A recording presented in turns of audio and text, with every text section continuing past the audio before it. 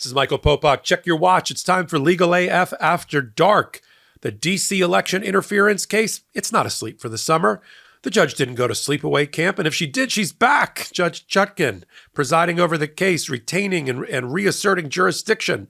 She's going to find a way to get that case back on track after the Supreme Court's unprecedented ruling on July the 1st to find immunity for certain of Donald Trump's acts. But she's got a case to try, and we're going to tell you all about it and the upcoming hearings and status conference and just how Judge Chutkan is going to put the wheels back onto that wagon, only on the MeidasTouch Network and on Legal AF. Take a listen. We got one last thing to end our show with, and that it could be the most important thing, which is Judge Chutkan in the D.C. election interference case. Remember that one? Kind of put on ice, literally, in deep storage for like a year and a half. Well, it's back. Formally, the mandate came from the United States Supreme Court, who also said, oh, Donald Trump doesn't have to pay his $3,300 or whatever it was, fine, in the meantime, but sent it back to Judge Chutkan with instructions. Just do a couple of things. She's got to take the entire indictment and run it through a screen and figure out whether there's anything that comes out the other side that it would make the indictment be able to go forward under immunity, right? What of the overt acts would have to be taken out or no longer could support the indictment? What of the acts? What of the allegations and of the indicted crimes? And what of the crimes themselves, the 4 crimes there? And while you're at it, figure out whether you can still, under our teachings of a companion case involving obstruction of official proceeding, whether those 2 counts against Donald Trump survive. And then you can figure out how to put the case back on track. You know, that's where they did that finger wagging. Oh, Judge Chutkan, you should have done that at the beginning of the case. You should have tried to apply immunity and you didn't do it. And so there's no fact finding and there's no record. You got to do it now, which is what you were saying at the top, Karen, about we don't have that problem in Manhattan because we had a full-blown trial and findings of fact and verdicts. But she's got to do it now. And Ben and I had a debate. I want to open it up to you on Saturday about what the contours and the shape of this process looks like. Meantime, she's dismissed some motions we actually forgot about. There were 4 motions to dismiss that Donald Trump filed back in October. Selective prosecution, vindictive prosecution, structural immunity, failure to state a claim. Why don't you talk about what Judge Chutkan has done to get ready for and what she's announced that she wants to have happen in August and leading to a hearing later this month? So the immunity decision came down about a month ago. So I think people are probably wondering what took her so long. And the reason is because she had to wait until there was what's called a mandamus from the Supreme Court because she lost jurisdiction of the court when it went up on appeal. And so she had to wait until she had jurisdiction over the case again. And that comes through the form of a mandamus. So that happened on August 2nd. On August 3rd, she was clearly ready to go.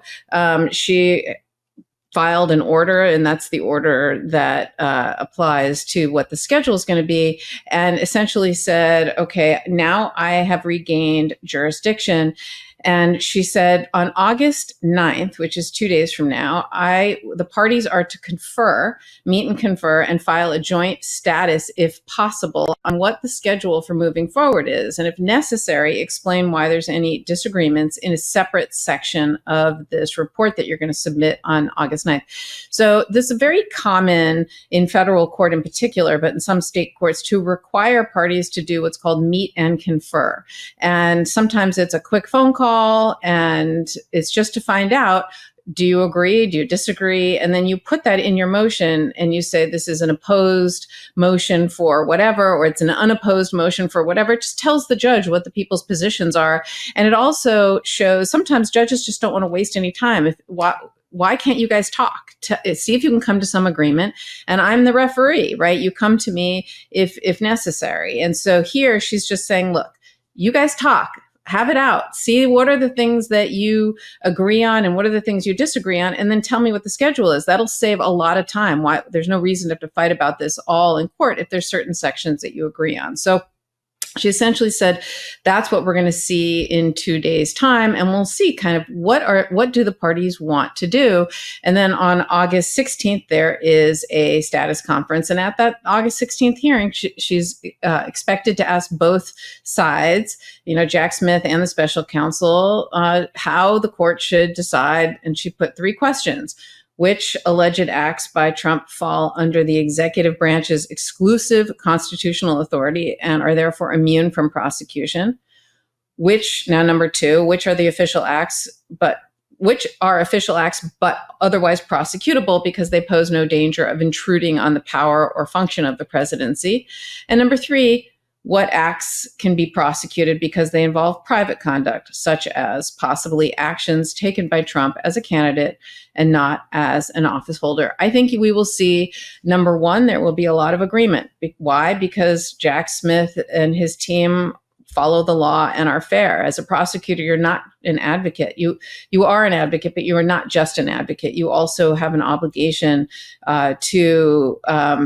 to sit above like a judge almost and do what's fair and what's right and what follows the law. And there will be things that Jack Smith will agree have to come out of the case and of the indictment. Some of those were already listed in the Supreme Court's immunity decision, and some of them are unclear. And so I think that'll be, number 1, there'll be some agreement. Number 2, there might be some agreement. I would be shocked if Donald Trump would agree that anything was private. He's going to argue that all of it's immune. He's immune from all of it. I would suspect, because that's how he is, and through his lawyers. And so that's what I think is going to happen on the 16th. There's a few open questions, right? So unlike the Judge Merchan case in New York, there hasn't been any fact finding. So will she have a hearing or a mini trial, as many have described it? Or can she just do it based on the grand jury minutes and rule from the papers? It's unclear, right? This is sort of unprecedented. I think she probably will have a hearing. Certain issues and certain items you have to develop a factual record for. So that's one possibility. Another question is, will they just strike certain things from the indictment, or will they have to go in and supersede the indictment based on the fact that some of that conduct is no longer prosecutable? And so then that brings the question, okay, is it getting too close to the election to supersede, right? To bring charges? And also, they're going to have to determine what role Fisher versus the United States will play with in this particular case, right? Don't forget that was the case that talked about whether 18 USC 1512 obstruction of an official proceeding can't be used vis-a-vis Mr. Fisher in that case, because he didn't do anything with respect to documents or tangible items when he obstructed the counting of the votes on January 6th. And so there was an interpretation of the law there. How does that apply to Donald Trump? Many people would say, that it still survives here because his had to do with fake ballots. So those were documents. And that's a statute that was interpreted to require doing it through documents or things, as opposed to just barging through and committing essentially burglary and trespass and coming in to try to stop the proceeding, that you have to do it through some kind of document. So that has to be discussed and decided as well. So I don't know if they're going to be superseding the case. I don't know if there's going to be a hearing. The other open question I have is, what about all those other, I think it was 5 unindicted co-conspirators, right? When are they going to be indicted? At this point, now that there's never going to be a trial before the election, I think that the reason Jack Smith only indicted one defendant, Donald Trump, and for 4 counts, unlike these sweeping, sprawling other indictments like in Georgia with 18 defendants and 100 and something charges, I think was to try to see if we can get a trial before the election. Well, now that that's not going to happen, I think it's kind of time to indict the unindicted co-conspirators and bring your case. So there's a lot of open questions. I think that in the next coming weeks, Judge Chutkan is certainly poised to answer. And I think there's going to be a lot that we're going to see get a sense of how this will happen and what will happen. Yeah, I don't think he's going to, I mean, if I was a betting man, I wouldn't think he's going to try to go back through a superseding indictment. You have to go back through a grand jury, of course, on that. That's just going to set the whole case back years, because then it starts sort of all over again with motion practice and other things. My gut is that he knew that this immunity decision could go badly for him, and that Donald Trump would try to raise those arguments, and was careful and methodical about how he prepared his indictment. And I think he thinks it'll survive. It won't be a Swiss cheese document where by the time you're done with it, you don't know what it is. I think there's a handful of things that'll have to come out. I think the rest are all well supported, the actual causes of action, or the claims, the criminal counts against him. And that I think we just sit back and let Tanya Chutkan do her job if she needs an evidentiary hearing and have full evidence put on, because she was chastised by the Supreme Court, who basically said, you didn't do an evidentiary hearing. You didn't do the hard work to figure out and sort out all the evidence, figure out, all right, now let's have a public mini trial. And Ben's big on that. I know Danya Perry on your show has been big on that. It's a big mini trial, present evidence, and let's see what part of the indictment survives. I think that's what Jack Smith will push for. Briefing, of course. Donald Trump wants briefing, never.